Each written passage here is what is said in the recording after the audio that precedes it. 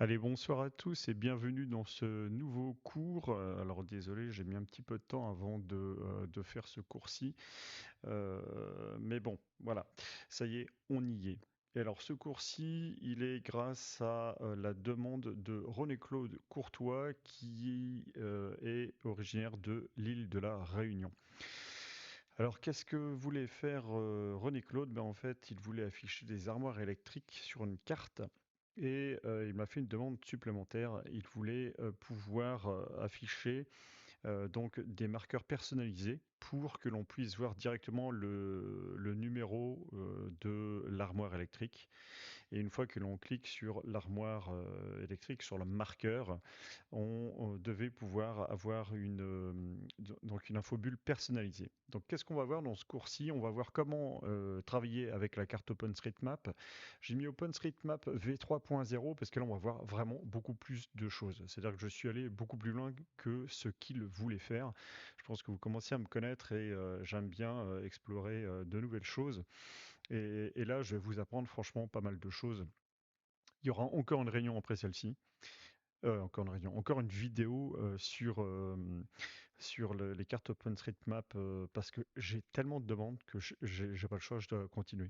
J'avais dit jamais je ne continuerai de faire de vidéos sur OpenStreetMap parce que euh, il fallait que je passe à d'autres sujets, mais il faut jamais dire jamais.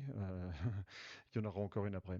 Et donc après, ce qu'on fera, ça sera de l'affichage en temps réel et de l'optimisation au niveau de l'affichage. Parce que là, l'affichage que j'ai fait, il permet d'afficher, allez, on va dire très très rapidement jusqu'à 1000-1500 marqueurs, aucun souci. Par contre, après, je vous montrerai d'autres optimisations où on peut aller jusqu'à afficher 10 000 marqueurs ou même plus. Et ça reste très rapide. Alors, la première fois, c'est un petit peu plus long, mais après, c'est très rapide. Ici, j'ai fait la même chose parce que comme on fait des marqueurs personnalisés, je dois générer les images de chaque marqueur. Et donc, la première fois, ça prend, s'il y en a, comme il y en a 450, je crois que ça prend 2-3 secondes à afficher. Mais j'ai fait une optimisation pour que la deuxième requête, c'est instantané. Donc, c'est un truc tout simple, mais il faut y penser, c'est tout. Donc, qu'est-ce que l'on va voir dans ce cours-ci? Dans ce cours-ci, on va voir comment créer donc des marqueurs personnalisés, des infobules personnalisées derrière ces marqueurs. On va voir comment faire un affichage avec une sidebar. Donc, vous verrez, je vais vous montrer tout de suite après ce que ça donne. Il y aura une sidebar, c'est-à-dire que chaque marqueur sera référencé dans une liste qui sera à gauche de la carte. Et surtout, cette sidebar est dynamique, c'est-à-dire qu'en fonction de comment vous vous déplacez dans la carte, en fonction du zoom que vous faites avec la carte, vous allez voir plus ou moins de marqueurs. Et la sidebar n'affiche que les marqueurs qui sont visibles sur la carte. Donc plus vous zoomez, plus la liste contient peu d'éléments. Et au moins, ça vous évite de scroller dans une liste de façon interminable pour trouver votre marqueur. On verra aussi un affichage, comme là il y a 450 marqueurs à afficher dans cette version-ci. J'ai fait un affichage en plus en cluster, c'est-à-dire qu'au point de départ sur votre carte, vous avez des ronds avec des chiffres dedans et quand vous zoomez, ces clusters s'ouvrent automatiquement et ça vous permet de voir véritablement vos marqueurs. Mais au point de départ, quand on affiche la carte avec un zoom, on va dire très petit, donc on prend beaucoup de recul par rapport aux choses, là vous avez un affichage sans marqueurs et plus vous zoomez, plus les marqueurs arrivent. On verra aussi comment faire une interaction entre WinDev qui génère donc en dynamique le code HTML. Donc c'est une interaction entre WinDev et l'HTML, mais après on verra aussi comment depuis la carte retourner sur l'application WinDev. C'est-à-dire que depuis la carte, vous allez cliquer sur un marqueur, vous verrez l'infobulle qui s'affiche. Dans l'infobulle, j'ai rajouté un lien et ça permet d'ouvrir à ce moment-là une fiche concernant l'armoire, mais qui se trouve dans le logiciel WinDev. Donc c'est vraiment une interaction bidirectionnelle dans les deux sens. Et ensuite, je vous montrerai comment j'ai optimisé l'affichage des marqueurs pour que ça soit rapide à la deuxième fois. Et après, je vous montrerai ce que l'on pourra encore faire plus tard. Donc, ben, allez, je vais vous le dire, je spoil un petit peu. Plus tard, on fera non plus des clusters, mais des super clusters. Il y aura de l'optimisation pour afficher aussi 10 000 marqueurs ou plus. Il y aura encore quoi? Enfin, il y aura des optimisations un peu dans tous les sens et on verra aussi comment afficher donc des marqueurs en temps réel. Donc il y aura derrière un serveur de socket et donc voilà, on pourra faire pas mal de choses intéressantes. Alors je vais vous montrer tout de suite comment ça se passe. Comment ça se passe. Alors voilà, ça c'est ce que l'on va générer avec le cours. Vous voyez ici, on a donc la sidebar qui est là, avec donc qui est propre, hein. Tout est personnalisable. Ici, c'est personnalisable, ce que vous mettez là, tout. Et donc, ce que j'ai voulu faire, c'est véritablement qu'il puisse voir ces armoires électriques. Donc ça, c'était le numéro qu'il voulait René-Claude voir. Bon, après, comme c'est personnalisable, on peut y faire ce que l'on veut. Rappelez-vous, c'est un projet que j'avais déjà fait. En fait, j'ai rajouté juste ce bouton aussi. Bon, j'ai pas trouvé d'icône franchement appropriée. J'ai vu qu'il y avait comme un trait. Je me suis dit, allez, ça me fait penser à la sidebar, je vais le prendre. Mais bon. Donc, René-Claude, lui, est à la Réunion. Donc, j'ai fait une base de données que j'ai demandé à ChatGPT. Il m'a donné des points, ça m'a servi de base. Bon, il est malin, il m'a mis des armoires électriques dans l'eau. Bon, voilà. Alors, vous voyez les clusters, au fur et à mesure que je zoome, vous l'avez déjà vu, hop, et là, c'est nos fameux marqueurs personnalisés qui s'affichent. Imaginons, je veux aller dans ce coin-ci. Voilà. Hop. Et regardez la liste. Hop, ça y est, il n'y a plus que 4 éléments. Pourquoi? Parce qu'on les voit ici. Si jamais je fais ça, 3 éléments, parce qu'il n'y en a que 3 que l'on voit. Si je descends ici, il va me mettre 4, 5. Et voilà. Donc on a une sidebar dynamique. Non seulement elle est propre, avec des effets quand on passe au-dessus, tout est design. Et ici, j'ai rajouté, il ne me l'avait pas demandé, mais j'ai rajouté aussi un état. C'est-à-dire que son armoire, je me suis dit, bah, tiens, son armoire électrique peut avoir un incident. Elle peut... Alors quand il y a les 3 petits points, c'est-à-dire que tout va bien. Voilà.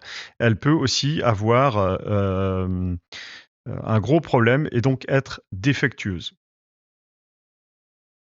Alors j'ai rajouté une notion d'état qu'il ne m'a pas demandé, mais je me suis dit que ça pourrait servir à tout le monde. Donc voilà, donc j'ai essayé de pousser vraiment la réflexion le plus loin possible.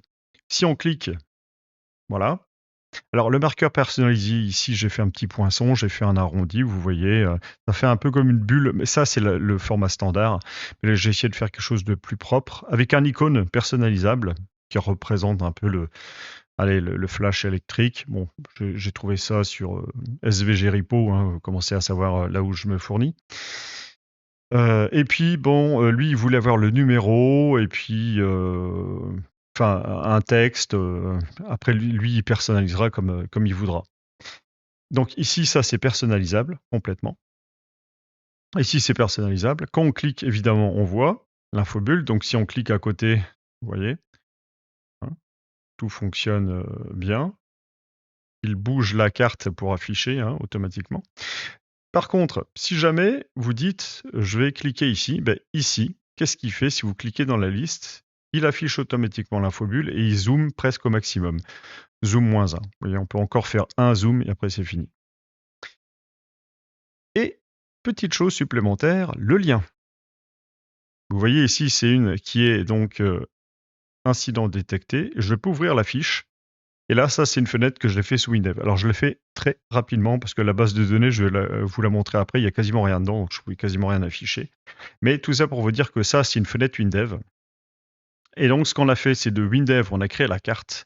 Et depuis la carte, donc depuis le HTML, le JavaScript, on est retourné dans WinDev. Donc, c'est génial. On a une interaction entre les deux, dans les deux sens. Voilà, donc bah, j'ai repris donc le fait qu'il y a un incident qui est détecté, le logo, enfin voilà quoi, vous voyez. Donc c'est vraiment très propre, tout est bien designé, tout est super sympathique. Et ici, donc si je dézoome, ah ben, la liste se re-remplit. Et puis à la fin, on a la notion de cluster, un cluster de 450 qui, au fur et à mesure, s'éclate suivant les zones en 3 clusters. Voilà, vous voyez, c'est véritablement quelque chose de super rapide. On a 450 éléments, c'est de l'instantané. Si vraiment on avait même le triple, ce serait tout aussi rapide. Donc que vous dire d'autre? Voilà, donc ben, on va regarder comment faire tout ça. Alors pour faire tout ça, on va commencer par quoi? Ben, on va commencer par, Photoshop. Photoshop, qu'est-ce que j'ai créé? Ben, j'ai commencé par dessiner mon, ma bulle. Donc qu'est-ce que j'ai fait?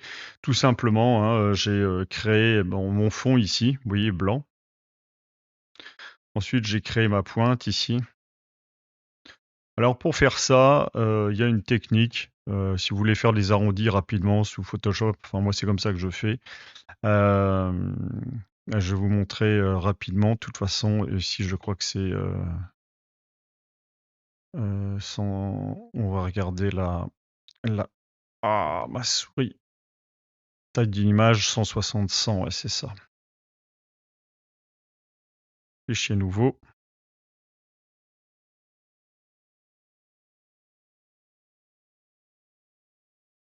Hop! Moi quand je veux faire quelque chose, par exemple, donc ici c'est du blanc. Je vais créer une forme. Vous voyez? Je fais, non, je vais faire un peu plus petit parce qu'il y a la pointe. Je fais ceci. Je viens faire ceci. Ensuite, je clique, je prends la forme arrondie. Je me remets ici. Allez, on va faire 36. Je reviens là. 36. Vous voyez, c'est comme ça que je fais les arrondis. Si j'en veux un plus important, bah, je vais faire, imaginons, ici du 52. Et après, je reviens ici, en gardant Shift toujours enfoncé, hein. Voilà, ici, voilà. Et ici, imaginons, je veux que ça reste carré, donc je ne fais pas d'arrondi. Ensuite, je fais un CTRL-SHIFT-I. Hop, je fais supr. Et j'ai ma forme, vous voyez, droite ici, arrondi, arrondi plus petit ici et ici. Si je veux apprécier, je fais CTRL-SHIFT-N, je crée un nouveau calque que je vais appeler fond. Je vais mettre une couleur grise, je le remplis et je le passe en dessous ici. Hop, et voilà, ça vous donne, vous voyez, je viens de créer par exemple une autre infobulle. On pourrait dire, bah tiens, voilà, je vais prendre ça ici, je vais le mettre là. Lui, je le replace. Voilà. Ensuite, là, je le passe au-dessus. Vous savez, c'est une notion de calque, hein, donc il faut bien jouer avec l'altitude des calques. Et puis voilà, j'ai un nouveau. Ici, je suis très content. Voilà. Ici, il y avait un autre, c'est parce que oui, il y avait le rond ici, orange.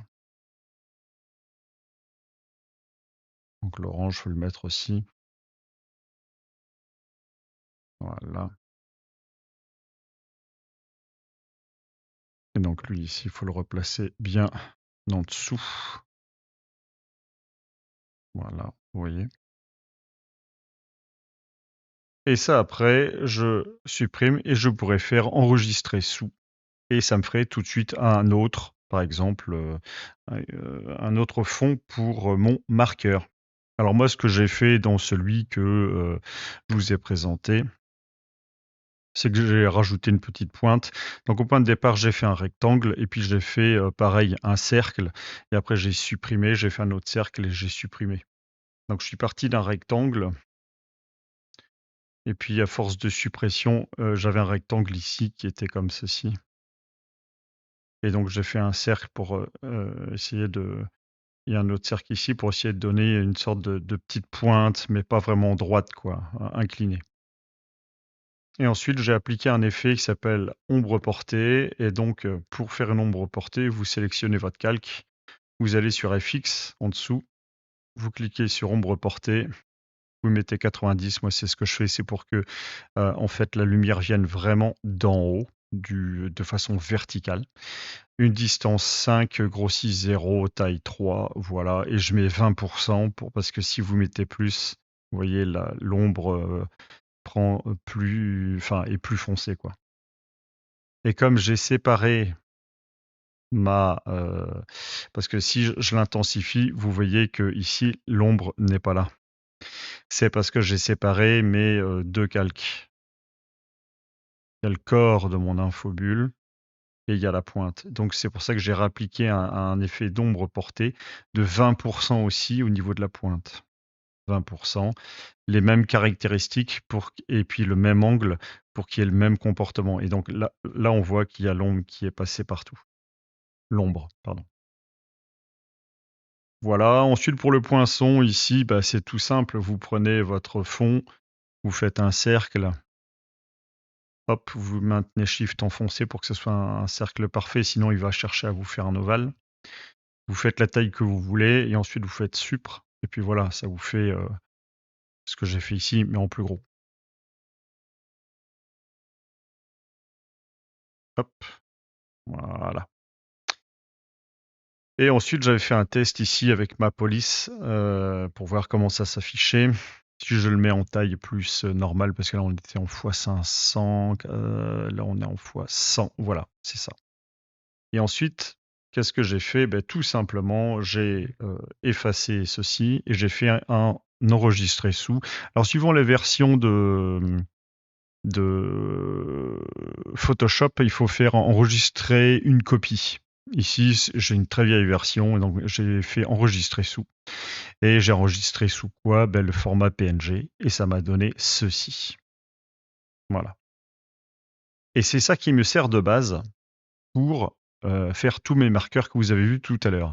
Et ensuite, qu'est-ce que je fais par programmation? Avec les fonctions de dessin, ben, je récupère ça, et je dessine un texte, en fait, qui représente le numéro de l'armoire pour coller aux besoins de René Claude.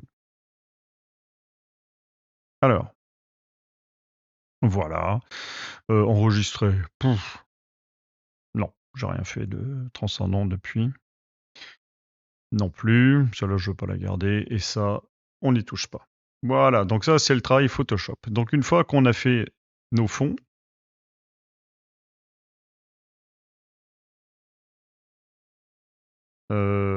oui, alors pour vous montrer comment ça donne, quand je vous disais que ça générait... Oui, alors c'est vrai que quand je voulais lancer, c'est très rapide. Je vais vous montrer réellement le temps que ça prend. Parce qu'il génère énormément de fichiers. Hop, voilà. Ça, c'est la base. Ça, je vais vous montrer le projet en fait qui contient les 450. Hop. Donc, qu'est-ce qu'on fait? On va afficher une autre carte et là, on va redemander. Voilà. Il a pris, on va dire, 3 secondes pour tout recréer. Là, il a recréé les 450. Alors, si on retourne dans le répertoire, voilà. Ça y est, il les a tous recréés. Vous voyez, c'est très rapide. Donc, en gros, s'il fallait afficher 1500 marqueurs, ça prendrait à peu près 9 secondes, on va dire. Un petit peu moins, entre 8 et 9 secondes. L'optimisation que j'ai faite, c'est que si là, je change de carte, que là, je réaffiche, ben, c'est instantané. Il n'y a plus besoin d'attendre. Parce que je fais un test. Parce que, en fait, ici, mes marqueurs, on est bien d'accord qu'ils ne changent jamais. C'est une information, c'est un numéro d'armoire. L'armoire, elle se trouve à un endroit, elle ne va pas se déplacer toute seule déjà. Et puis l'armoire 190, c'est l'armoire 190. Même si on déplaçait l'armoire 190, ça resterait l'armoire 190. Donc, je peux me permettre de dire, bah, si le fichier existe déjà, bah, je ne vais pas le recréer parce que de toute façon, si je le recrée, je vais recréer le même que la version qui était déjà présente dans le répertoire. Donc, bah, pour chaque marqueur, je vérifie s'il est déjà présent ou non et je ne recrée que ceux qui sont nécessaires. Donc, si par exemple, j'en supprime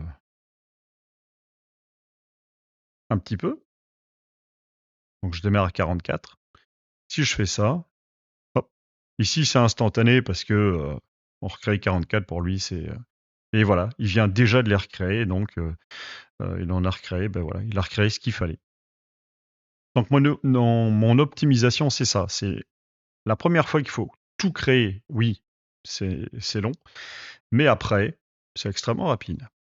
Et puis j'ai créé, mine de rien, en dynamique, hein, avec le projet que je vais vous montrer, j'ai créé bien évidemment le fichier ici, qui permet d'afficher la page. Je l'ouvre avec brackets. Voilà, ici ils sont là tous mes marqueurs.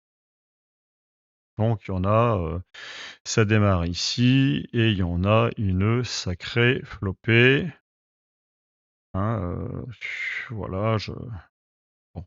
J'ai créé en fait dynamiquement, avec tout ce que vous avez vu, un fichier de 4236 lignes, plus les 450, et vous avez vu, ça prend un temps, c'est vraiment très rapide. Et donc je vous montrerai sur une prochaine vidéo comment faire ça, mais avec 10 000,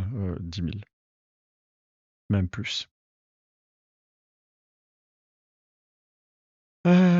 Voilà, donc on a vu Photoshop, on a vu comment c'était ici, et maintenant on va regarder comment on a fait sous WinDev.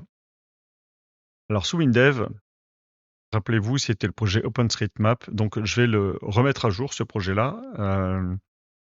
Vous aurez la première version dans l'autre vidéo que j'ai faite, et dans celle-ci, vous aurez donc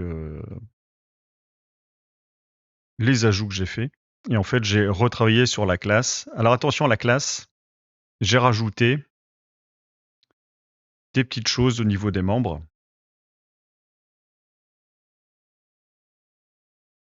Donc j'ai rajouté notamment la notion de numéro, de description, de statut et d'icône.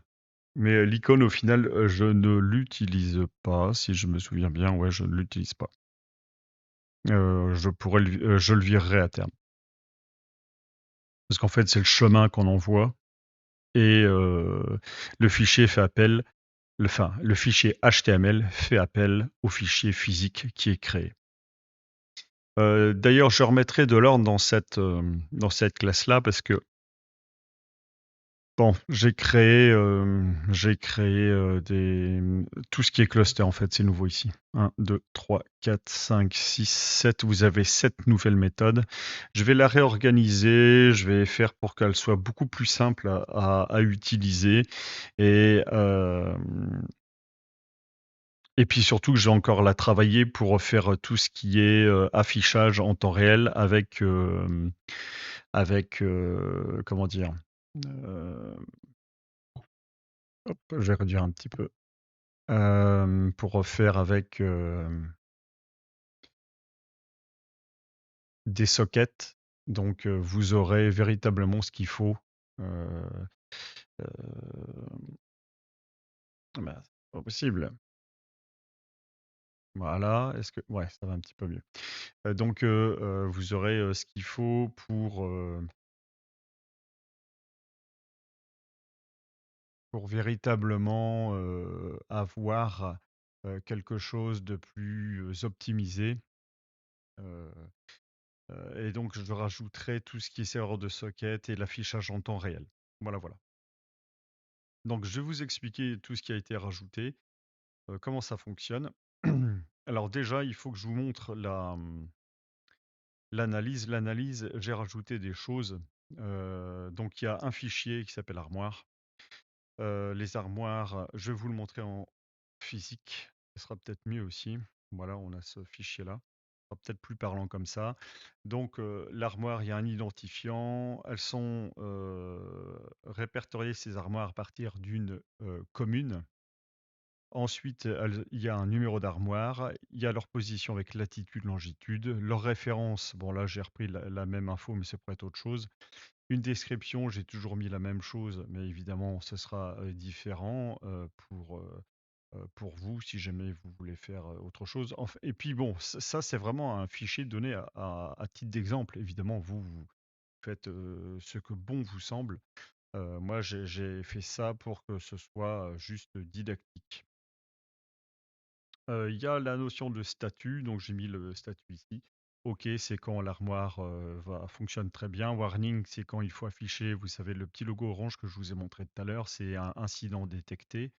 Et error, c'est pour afficher le petit icône rouge et quand c'était armoire défectueuse.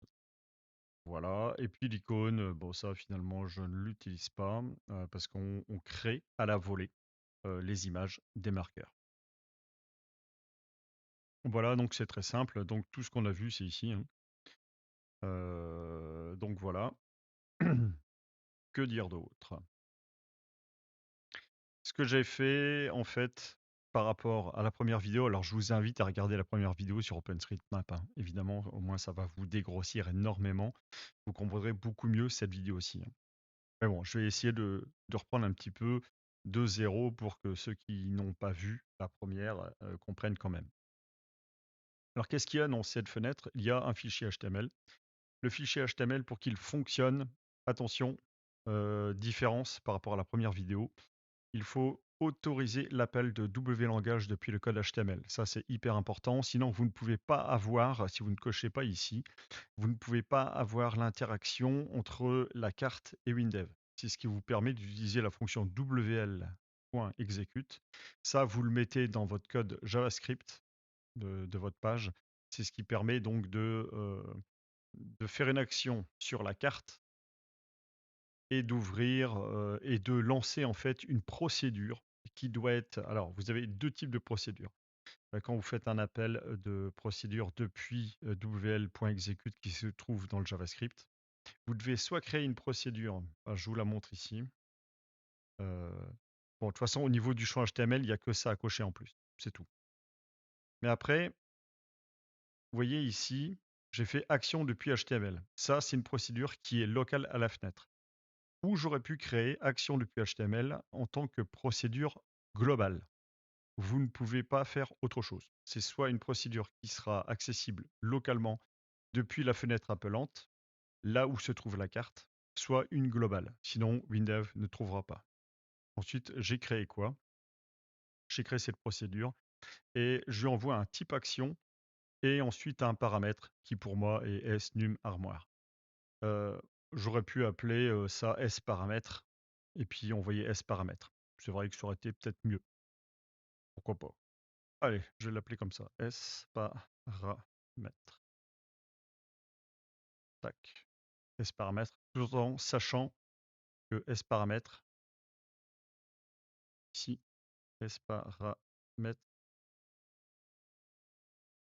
égale à num_armoire. Voilà. Mais vous, comme ça, vous pourrez mettre ce que vous voulez là-dedans. Alors le truc, c'est quoi? C'est que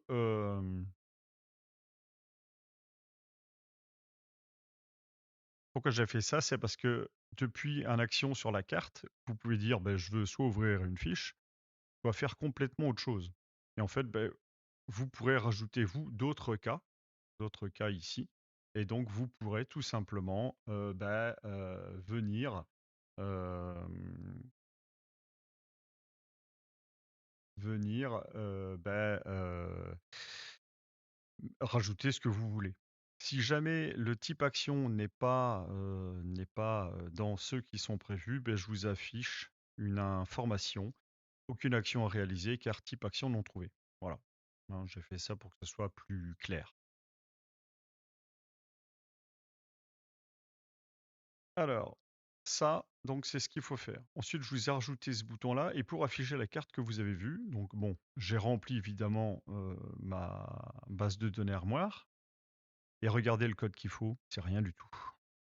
Avec ça, vous faites ce que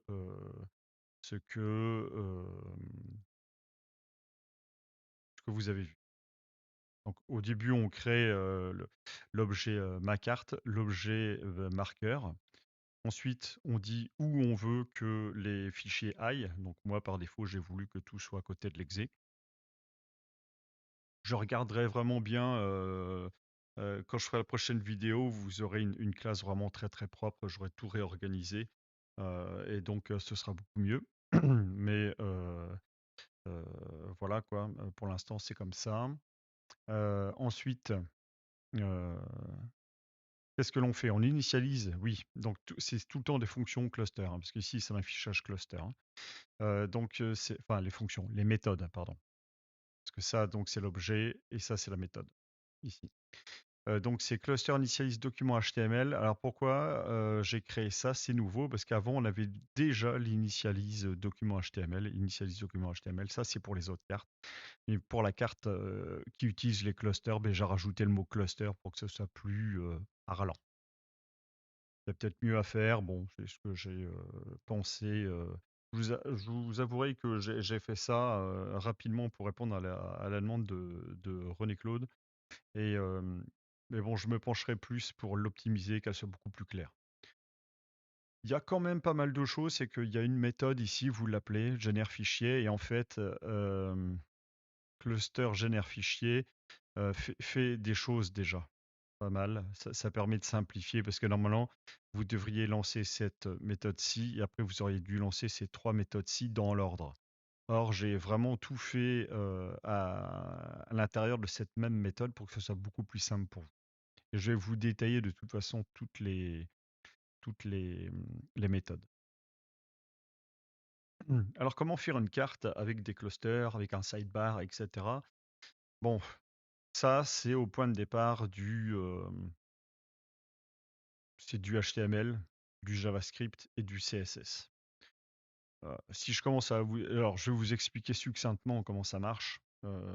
Disons que j'ai essayé pour vous de créer un fichier qui regroupe tout.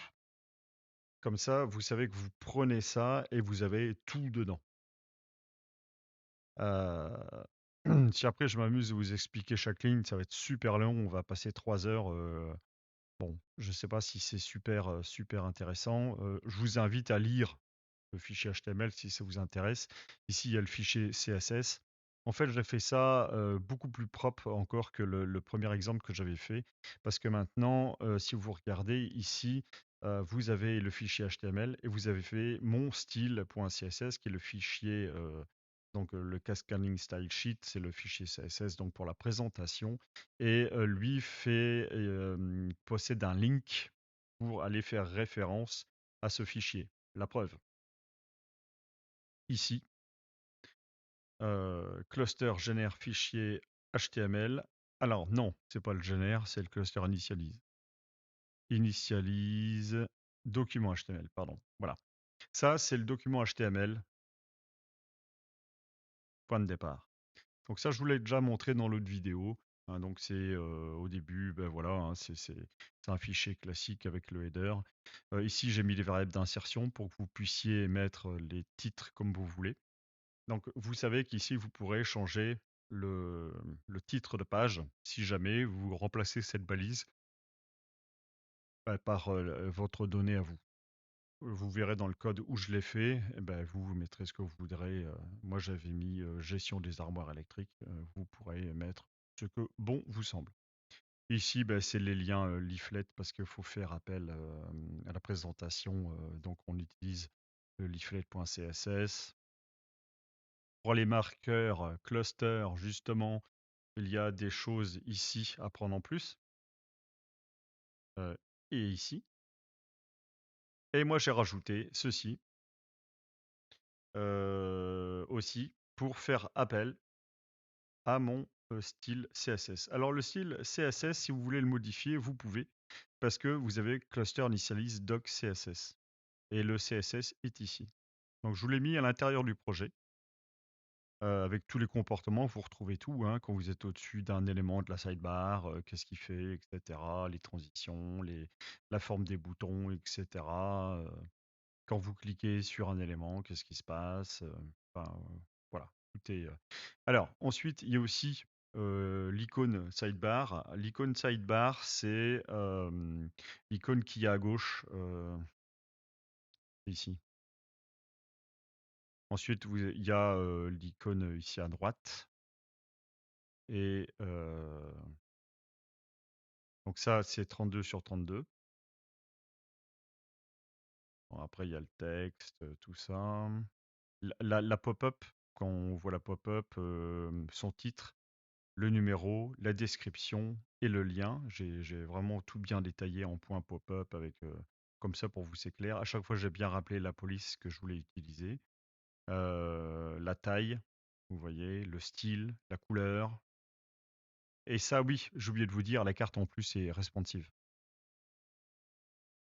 Hein. Si jamais vous vouliez modifier la taille, ah ouais, bah alors pour que ça se voit, je vais vous la lancer direct ici.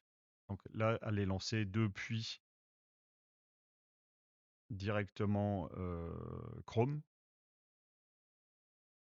Hop, vous voyez, la sidebar s'en va ou vient suivant ce que. Alors les clusters continuent à fonctionner, mais si vous voulez voir la sidebar, faut qu'il y ait une taille minimum. Et donc, si la taille minimum est respectée, ben voilà, vous pouvez véritablement voir les choses. Hop, et voilà. Bingo. Donc, si votre fenêtre WinDev est de taille plus petite, ou si l'utilisateur joue avec votre taille, avec la taille de votre fenêtre WinDev, votre carte s'adaptera aussi en fonction. Chose en plus que j'aurais dû notifier. Mais bon, allez, c'est cadeau. Donc voilà, voilà, on retourne sous WinDev. Donc vous avez le fichier CSS. Si jamais vous voulez le compléter vous-même pour faire plus de choses, changer des couleurs, etc., ah ben c'est là donc vous le faites une bonne fois pour toutes parce que vous le mettrez en fait au style de votre appli, hein. Moi j'ai fait un style un petit peu dark, etc. Vous c'est peut-être pas du tout le cas, donc vous changerez les couleurs, hein. De toute façon les couleurs vous les voyez à chaque fois ici, hein, color et puis avec la référence hexadécimale. Si vous voulez connaître la référence hexadécimale ou savoir à quoi elle correspond, vous prenez la valeur. Si vous avez Photoshop comme moi, ben, vous allez sur Photoshop. Ah, je l'avais fermé. Ok. Donc vous faites, allez, nouveau. On ouvre, allez, ok. Vous allez ici au niveau de la pipette. Vous tapez ici, vous faites un petit CTRL V et vous savez que la couleur qu'on avait tout à l'heure, ça correspond à ce rouge-là. Vous avez aussi une autre appli qui peut être pas mal. Allez, je le ferme. Qui s'appelle ici PowerToys. C'est Microsoft PowerToys. Alors, il prend énormément de mémoire vive. C'est un peu une cata d'ailleurs. D'ailleurs, ouais, tiens, hop, je le quitte. Il va me rendre là 1 giga hein, de RAM. C'est un truc de fou. Mais bon, il fait plein de choses, il est intéressant. J'espère qu'ils l'optimiseront au niveau de la mémoire à terme quand même. C'est un projet qui est développé par Microsoft, qui est gratuit, que vous pouvez télécharger, il n'y a aucun souci. Et il fait franchement plein de choses. Euh, donc bah, je vous invite quand même à le prendre. Il peut vous dépanner. Et puis bah, une fois qu'il est lancé, bah oui, c'est vrai. J'aurais dû vous montrer vite fait comment il fonctionne. Désolé, je fais des parenthèses, mais bon, ça reste utile pour vous quand même. Donc il est là, PowerToys, il est relancé. Si vous faites Windows Shift C, vous voyez, en fait, il va me donner la couleur de tout. Où que je sois sur mon écran, il va me donner la couleur. Et si par exemple je voulais savoir, tiens, cet orange-là, je clique et il vous ouvre une fenêtre et vous avez tout. Le RVB, le format HSL, Donc ça, c'est la saturation, les luminosités, et ça, c'est H, c'est pourquoi. Je sais plus. Bon, la teinte, on va dire. Non, non, c'est pas la teinte. Saturation, luminosité, je sais plus. Bon, là c'est le format RGB, là c'est le format hexadécimal. Moi, c'est celui que j'utilise toujours parce que je fais HTML vers RVB. Euh, Et puis garde en mémoire tous les derniers que vous avez faits. Et donc si vous cliquez dessus, voilà. Ensuite, vous dites bah tiens, oui, celui-là je le récupérer. Vous faites copier ici. Et donc vous pouvez facilement coller dans votre code. Allez, je le referme parce que prend énormément de place, mémoire. Ensuite, comme je vous disais, donc le fichier, il est donc dans le projet en fait. Et ensuite, ici, je fais une référence à ce fichier-là. Alors, ici, vous allez me dire, oui, c'est qu'une chaîne de caractères. Oui, mais vous verrez plus tard dans le code, je génère le fichier monstyle.css qui reprend ce S-code CSS. Après, libre à vous aussi, vous pourriez là-dedans rajouter vos propres variables d'insertion, encore une fois, et créer une nouvelle méthode qui vient modifier votre fichier, donc votre code CSS de base, avec des paramètres internes à votre logiciel, et vraiment aller très très loin, et ensuite créer dynamiquement votre propre fichier CSS euh, que vous reliez ici à votre HTML, et vous pouvez encore aller plus loin que ce que je vous montre là, hein. Je veux dire, c'est infini, hein. Comme on crée dynamiquement le HTML et le CSS potentiellement, vous pouvez faire ce que vous voulez, hein. Alors après, il y a le body, il y a le header, le titre, la map que l'on pose dans la div, ça j'avais déjà expliqué dans l'autre vidéo. Tout ça, c'est classique. Ce qui est nouveau, alors non, ici dans le JavaScript, comme je vous avais déjà montré dans l'autre vidéo aussi, ça c'est au moment où on ouvre la carte. C'est la latitude, la longitude et le zoom. C'est-à-dire que la carte s'ouvre à cet endroit-là avec ce zoom-là.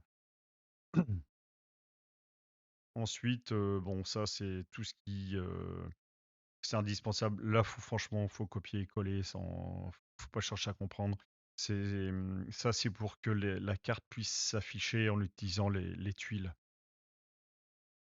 Et donc on rajoute ça à la carte, et c'est ce qui permet de dessiner la carte avec les tuiles.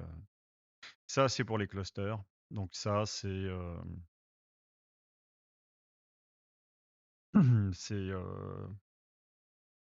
ouais, tout ce qui concerne les clusters.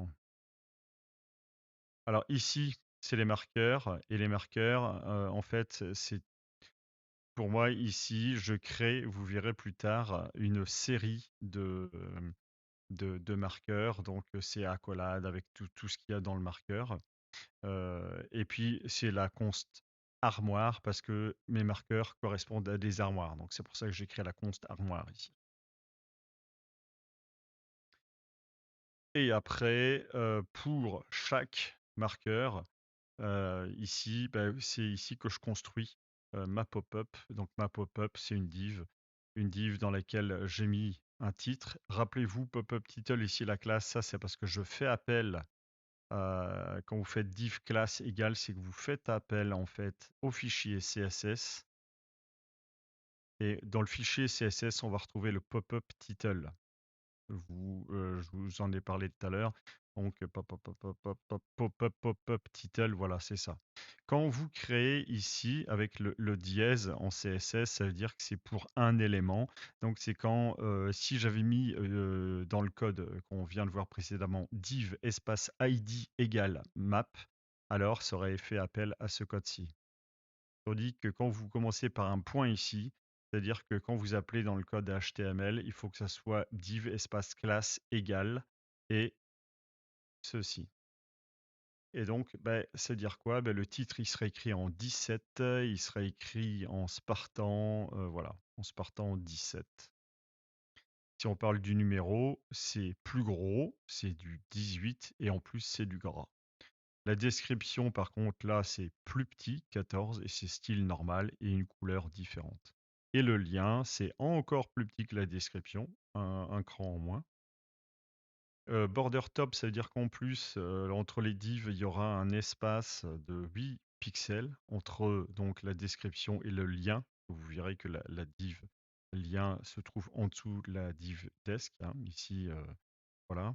Et puis lui, c'est carrément du light, hein, comme lui, mais un peu plus petit, normal, et une autre couleur. Et si on revient ici, ta ta ta ta,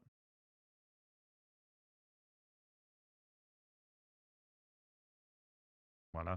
Donc on a le titre, on écrit armoire, le numéro de l'armoire. Ici vous avez et ça c'est pourquoi? C'est parce que c'est de l'UTF-8. Quand vous l'envoyez, faut pas mettre. En fait, le et commercial dièse 176 point virgule, c'est pour afficher quoi? C'est pour afficher le numéro comme ça. C'est pour afficher la bubule. Mais si j'avais mis ça à la place de et sharp 176 point virgule, ben, j'aurais eu une erreur d'affichage au moment où j'aurais affiché ma carte. Il m'aurait mis dans un triangle ou un carré, enfin je sais plus, une sorte de point d'interrogation pour dire qu'en fait il ne reconnaît pas le caractère. Les E accent aigu, c'est E commercial, E-A-C-U-T-E, point virgule. Où il y a aussi E grave, pour les accents graves. Il y a enfin, de toute façon, il y a une table de correspondance que vous trouvez sur le web, hein. Vous tapez. Euh, Enfin, c'est très simple à trouver, hein. Vous tapez et par exemple espace et correspondance UTF-8 ou convertisseur UTF-8 et vous allez tomber sur tous les caractères accentués, comment les traduire en UTF-8. Voilà. Donc ici dans la pop-up, il y aura le titre, le numéro de l'armoire, la description de l'armoire et notre fameux lien. Et vous regardez ici un truc très important. Ici, on dit au clic, exécute-moi la, exécute-moi la fonction ouvrir fiche. Et dedans, je lui envoie le ahref. Le ahref, en fait, ça contient le numéro de l'armoire. Si je descends plus bas, on va trouver cette fameuse fonction ouvrir fiche. Et c'est là qu'on voit le WL exécute. Alors ça, le WL, c'est du W langage, point exécute. Moi, rappelez-vous, dans la fenêtre appelante, donc dans la home page, il y a la procédure locale qui s'appelle action depuis HTML. Donc je lui dis, tu appelles ça. euh, et tu envoies le paramètre ouvrir fiche armoire. Et tu envoies le deuxième paramètre num armoire. Parce que si on vient ici, cette procédure elle attend un premier paramètre, ouvrir fiche armoire, donc il rentrera là-dedans. Et après, j'envoie le num armoire, bah, c'est le paramètre. Et donc, je vais ouvrir la fiche armoire avec comme paramètre le num armoire. Voilà comment ça fonctionne. Donc, vous voyez, c'est très simple et ça permet de repasser de votre HTML vers votre WinDev. Bon, alors là, je vous passe, hein, les choses et pour chaque marqueur que l'on crée, euh, ici, vous voyez, c'est au moment où j'affiche les marqueurs, eh ben, il y a ici un statut et j'affiche, vous savez, en fonction, parce que ici, là, là on est où là? All marker filter. Ouais, ouais, voilà. Ça c'est pour afficher en fait en fonction du statut, la petite image qui sera utilisée après dans la sidebar. La dot-y01 SVG, le warning. La dot, c'est quand c'est les trois petits points. Le warning, c'est le petit dessin orange. Et après le error, c'est le petit icône rouge. En fait, les dots, c'est ça. Ça, c'est pour quand c'est l'icône rouge, c'est l'error. Et l'autre, c'est celui-ci. Donc on les retrouve ici. Warning, c'est le orange. Le dot, c'est les 3 petits points. Et l'error, c'est le dessin. Inner HTML. Ah ben ici, qu'est-ce qu'on construit? Ah ben on construit encore la sidebar avec le texte. Et cliquez ici pour zoomer sur l'armoire concernée. Ben, c'est ce que vous voyez ici. Cliquez ici pour zoomer sur l'armoire concernée. Ici, en fait, vous voyez, c'est la façon dont est construit cette partie-ci. Donc je commence par une image, le numéro, le texte et l'autre image. Une div avec la première image, la flash 1, etc. Là, c'est celle-ci. Ensuite, ici, on a une deuxième div sidebar text. Sidebar text, ça c'est parce qu'on fait appel au CSS, vous l'avez compris. Je le mets en gras le numéro de l'armoire, ici, en gras. Ensuite, en plus petit, je mets le texte. Et après, ici, il y a donc l'icône white, c'est ceci. Et je lui envoie l'icône classe. L'icône classe, c'est celui qu'on a vu. Puis l'icône classe, euh, title icône type. Parce que pour chaque cas, il y a l'icône classe. L'icône type, c'est le texte qu'on passe au-dessus de l'icône. Et l'icône white, ici, sidebar icon white, c'est pour... non, ici, image SRC icon white, ça c'est pour afficher l'icône. Ça, on fait appel à du CSS. Et le titre, bah, c'est pour l'info, la bulle qu'on passe au-dessus. Et l'icône classe, bah, c'est ce qui permet de savoir lequel il faut afficher aussi. Alors, donc voilà. Donc voilà.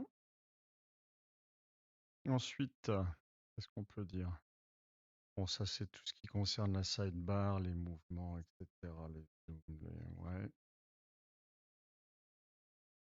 Bon, ben voilà. Maintenant, vous avez compris, en gros, ce que faisait le fichier HTML de base. Pour vous, tout comprendre, ça ne sert à rien. Ce qu'il faut comprendre, en gros, c'est les parties qu'il faut modifier pour que vous puissiez y placer vos marqueurs et que tout fonctionne, que la sidebar fonctionne bien. Mais si vous rajoutez vos marqueurs, le code a été fait ici pour que automatiquement, vous n'avez qu'à rajouter vos marqueurs. La sidebar se comportera bien. La carte se comportera bien, tout se comportera bien. Et quand vous cliquerez sur un lien, ça ouvrira correctement votre fiche produit, votre fiche armoire électrique, votre fiche de ce que vous voulez. Ce qu'il faut regarder, vous, dans le fichier HTML, c'est tous les dollars, titres, pages. Vous pouvez en rajouter aussi vous-même si jamais vous considérez que vous devez rajouter encore plus de paramètres, de variables d'insertion, parce que vous voulez changer plus de choses. Vous voyez, le titre ici, il est là. Moi, pour moi, le titre, c'était important. J'ai mis ici le c'est pas un pourcent, je dis, c'est dollar. Dollar lat view dollar. Ça, c'est pour centrer la carte au point de départ avec un zoom. Ce qui est important aussi, c'est le dollar marqueur dollar. Ça, c'est l'ensemble justement de vos marqueurs que vous voulez afficher sur votre carte. Si vous voulez afficher 50 points sur votre carte, il y aura 50 éléments. Vous allez voir comment on fait, c'est simple. Ensuite, ici, ça se fait tout seul, tout ça, ça se fait tout seul. Normalement, c'est tout. D'ailleurs, on va retourner sur le code du bouton ici. Qu'est-ce que vous faites au point de départ? Au point de départ, vous lui donnez, bon, vous déclarez votre objet ici avec le centrage, le zoom, mais vous verrez plus tard que je repasse au-dessus de ça. Vous déclarez votre marqueur pour pouvoir créer votre ensemble de marqueurs. D'ailleurs, dans ma carte, si je fais C'est OpenStreetMap, ma carte est composée de mes marqueurs, et mes marqueurs, c'est un tableau de struct marqueurs. Et mon marqueur est aussi un struct marqueur. Donc vous commencez à comprendre. Vous commencez à comprendre que à chaque fois, vous allez renseigner un marqueur, et à chaque fois, vous allez le rajouter à mes marqueurs. Donc au point de départ, vous dites, bon, où je vais placer tous mes fichiers. Ça, c'est important pour la classe, pour qu'il sache où copier le fichier HTML, où copier le fichier CSS, où déposer vos différentes images de marqueurs. Ici, qu'est-ce que l'on fait? On initialise quoi? Le membre SHTML généré avec ce que je viens de vous montrer. Alors pourquoi on initialise ce membre-là? Parce que c'est avec celui-là qu'on va travailler. On va travailler parce qu'on va remplacer les choses ici. Donc on initialise celui-ci. On initialise aussi la variable le membre scode CSS. Parce que ici, il y a le SHTML, scode CSS. D'accord? Et ensuite, on fait génère fichier. Génère fichier, qu'est-ce qu'il fait? Ben, alors moi j'ai fait ça. Vous, ici, vous ferez un changement. Vous n'allez pas garder comme moi j'ai fait là. Parce que vos marqueurs, ça va venir de quoi? Ça va venir d'un parcours d'un fichier tout simple comme j'ai fait là. Ce sera rarement le cas. Vous, ce sera plutôt une requête sur un fichier. Et le résultat de votre requête vous permettra de créer vos marqueurs. Moi ici, comme c'est un exemple didactique, qu'est-ce que je fais? Je dis simplement parcours tout le fichier armoire. Et la clé de parcours, c'est les statuts. Les statuts, vous savez, c'est incident détecté, c'est le error, le warning et le OK. Donc comme ça, je les trie par statut. Mon marqueur, vous l'avez bien compris, c'est un struct marqueur. Et à chaque fois, en fait, je remplis donc mon objet marqueur. Alors tout ça, c'est extrêmement simple, hein. On déverse ce qu'il y a du fichier dans l'objet. Et puis à la fin, ici, on le rajoute à mon tableau de marqueurs, tout simplement. Ici, il y a un truc important. Il y a un truc important, c'est qu'on dessine chaque marqueur de façon indépendante. Donc, qu'est-ce que je fais? L'astuce, c'est je lui dis, tu vas coller le marqueur dans ce répertoire-ci. Ah non, ça c'est pardon, ça c'est, alors on va regarder les paramètres, mais ça en fait, c'est le marqueur d'origine qui est utilisé pour créer votre marqueur personnalisé. C'est-à-dire, on part d'une base sur laquelle je travaille. Et puis après, qu'est-ce qu'il me faut? Référence, parce que référence, ça contient en fait le numéro, comme on l'a vu tout à l'heure dans le fichier, le numéro de l'armoire. Donc c'est le chiffre, le 042, le 152, le 421, enfin vous voyez. Et ça, pourquoi c'est rappelé une deuxième fois? On va regarder. En fait, ici, donc c'est le fichier image source. Ici, donc, ah oui, ça c'est le nom de... Ah oui, voilà, ça y est, j'ai compris. Ça c'est le fichier généré. C'est le nom du fichier généré. Alors je reprends en fait la référence de l'armoire. Pourquoi? Parce que c'est beaucoup plus simple. Je sais que je suis à l'armoire 152 par exemple. Je vais aller chercher le fichier 152.png. Et au moins, le lien entre le marqueur et l'image du marqueur se fait très simplement, c'est d'après la référence du marqueur. Le texte, c'est encore la référence. Pourquoi? C'est parce que c'est le numéro que l'on affiche dans l'image que l'on a récupérée ici. Et on sait que notre image, elle fait 160 de large et 100 de haut. Ça, on l'a vu tout à l'heure dans... Est-ce qu'il est encore vert? Non. Dans Photoshop, mais vous voyez, un marqueur fait 160 par 100. Voilà. Donc, si vous lui envoyez aucune info, la largeur sera automatiquement 160 et la hauteur 100. Ensuite, B, force création. Ben, ça, c'est l'optimisation que je vous ai dit tout à l'heure. Soit vous dites, oui, tu me crées mon marqueur à chaque fois, donc recrée à chaque fois les fichiers. Et sinon, par défaut, il ne les recréera pas, afin que ça soit plus rapide. Donc, qu'est-ce qu'on fait ici? Ben, on utilise une variable de type image. Ça, c'est le nom du fichier du marqueur. Et ça, c'est la police. Une variable de type police. On va créer une police assez simple.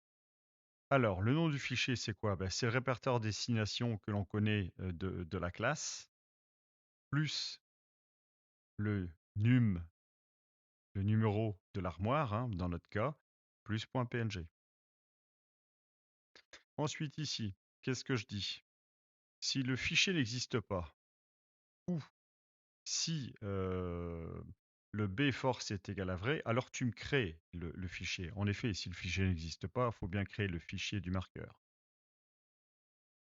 Donc, ou alors si le fichier existe, mais que on a mis bforce création à vrai, bah alors tu le crées aussi. Donc notre variable ici de type image, au début je dis tu effaces tout,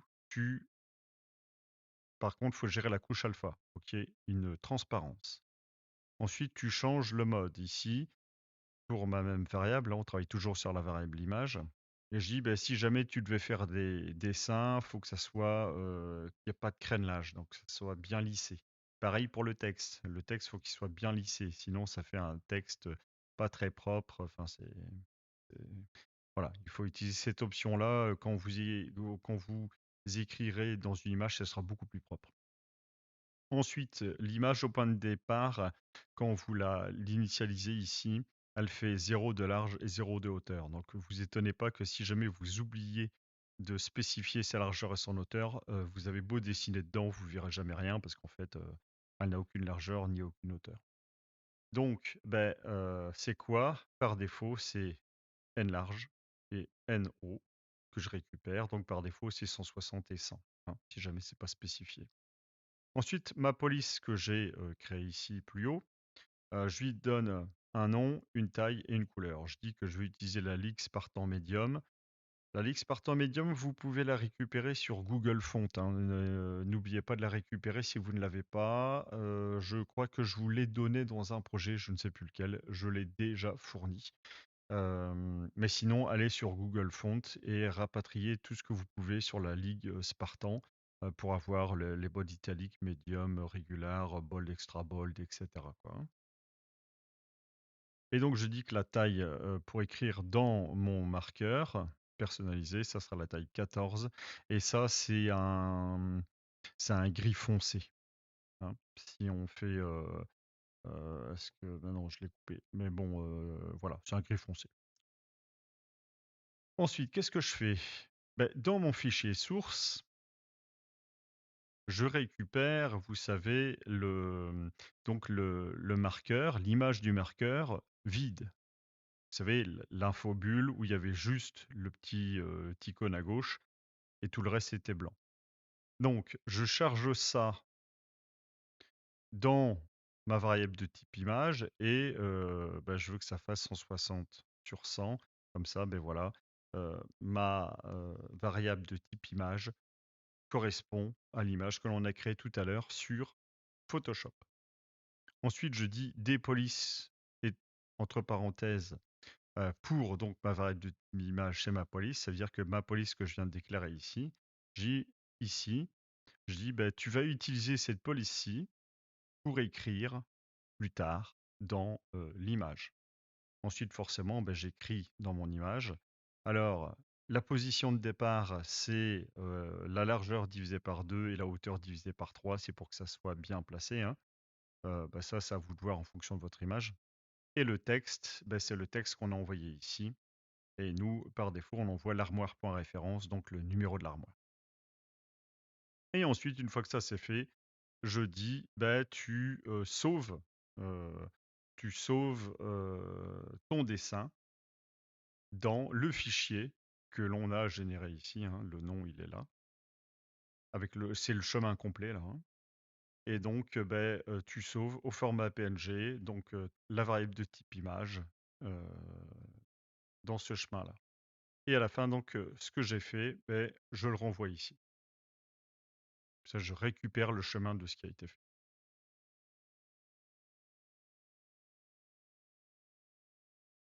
Alors, je voudrais faire un CTRL F2, s'il vous plaît. Il veut pas. Formidable. C'est pas grave, on retourne. Donc, on est ici, en fait. Et donc, je crée tous mes marqueurs comme ça. Ensuite, qu'est-ce que je fais ici? Donc, on a bien compris, je parcours les 450. Ensuite, ici, dans cluster génère marqueur, qu'est-ce que je fais? Je lui dis, bon, on a notre tableau de marqueurs, mais maintenant, il faut incruster un marqueur dans le fichier HTML. Enfin, non, c'est du côté JavaScript. Un marqueur, en fait, ça correspond à ça.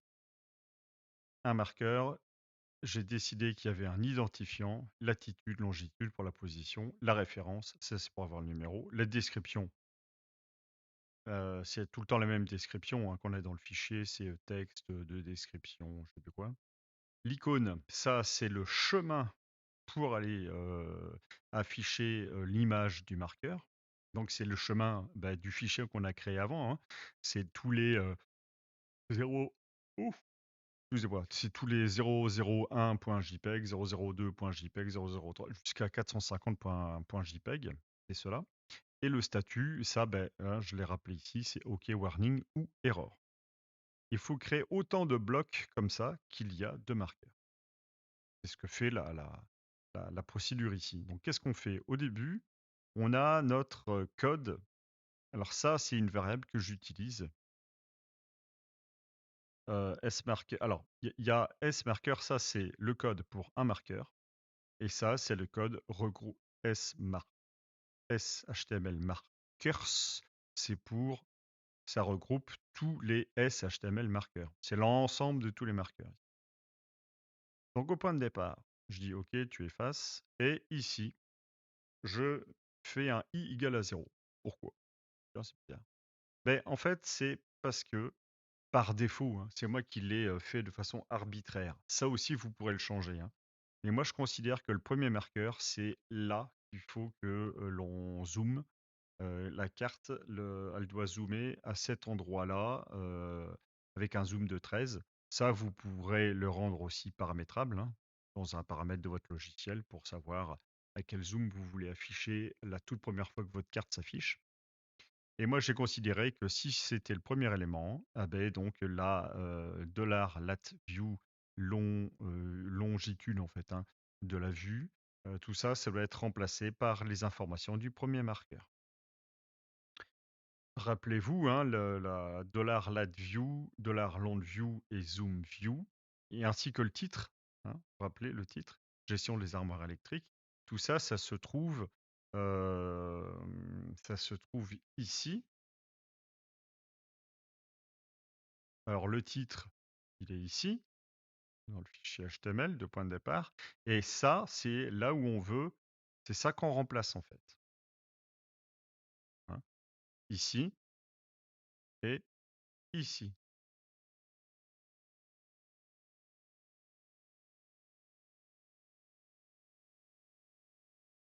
Voilà.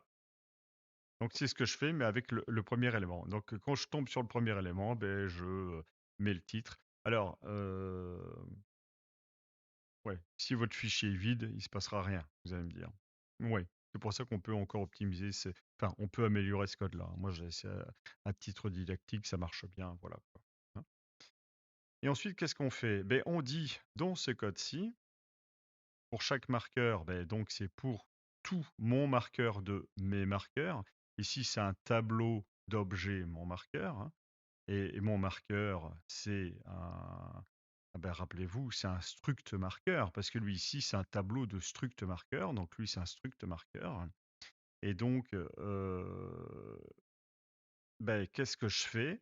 je récupère les infos et je remplace donc dans ce fichier-ci, enfin dans ce fichier, dans ce bloc-ci, je vais remplacer tous mes dollars quelque chose par une valeur. Ben, donc dans mon marqueur, ben, je remplace ici l'identifiant que l'on a récupéré, la latitude que l'on a récupéré, la longitude, la référence pour le numéro. Ici, la description. L'icône, ça c'est le chemin, rappelez-vous, mais qui reprend le numéro. Ensuite, le statut. Voilà, et on fait ça. Alors ça ici, c'est très important. Ça veut dire que sMarker, c'est-à-dire qu'à la première fois, ça sera plus égal à ça.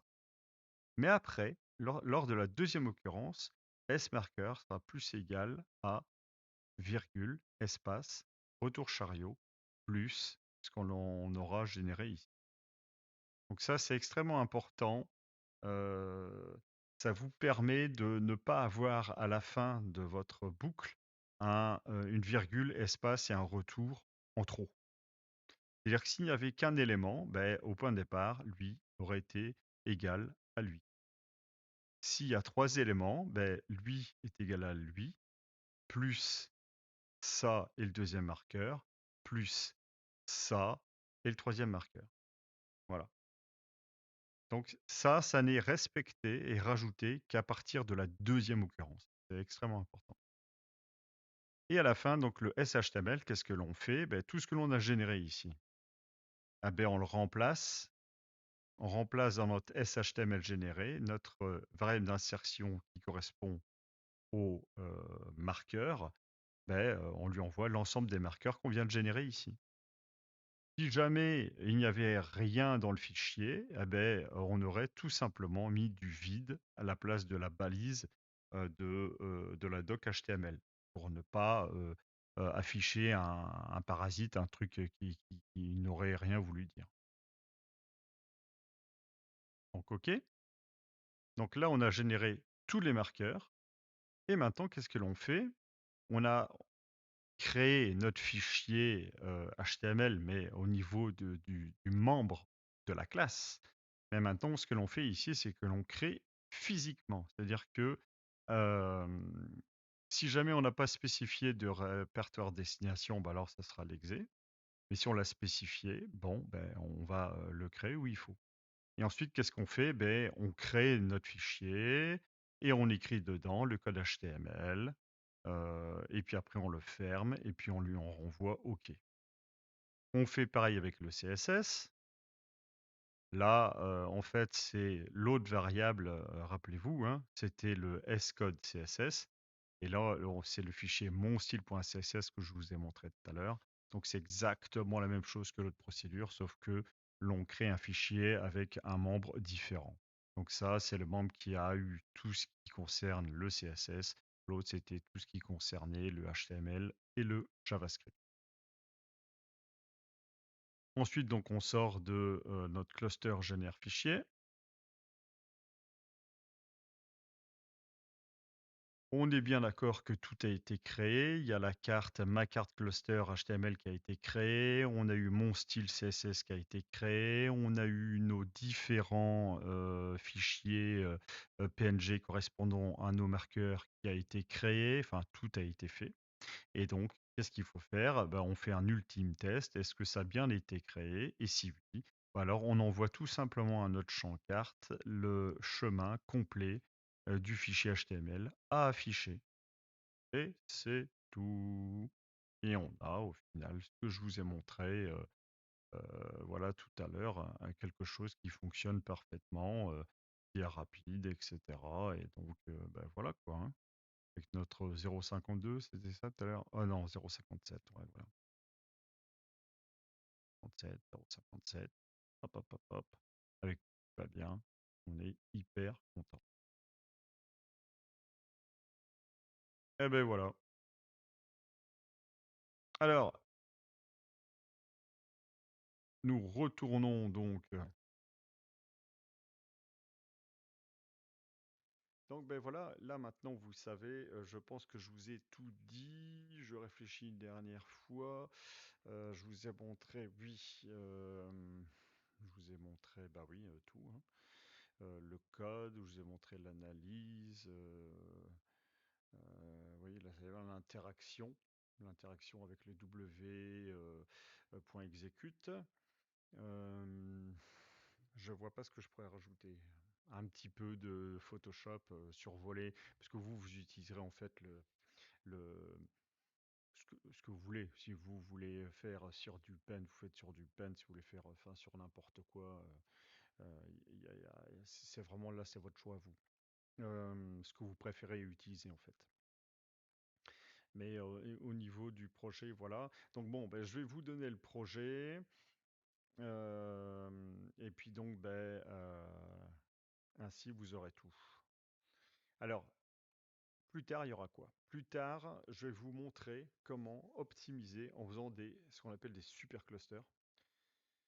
Il y aura de l'optimisation encore au niveau de l'affichage, comment on affiche les marqueurs. Quand on a une grosse base de données, c'est-à-dire que là, on sera capable d'afficher rapidement plus de 10 000 marqueurs. Et il y aura surtout, et c'est ça qu'il faut que je fasse même avant ces deux trucs-là, c'est parce qu'on m'a fait plusieurs demandes là-dessus, c'est afficher en temps réel. Donc je changerai les marqueurs, je ferai des véhicules et on affichera une flotte de véhicules en temps réel. Donc on sous-entendra qu'on fait des livraisons de colis. Et donc là, il faudra afficher tous les véhicules. Donc voilà.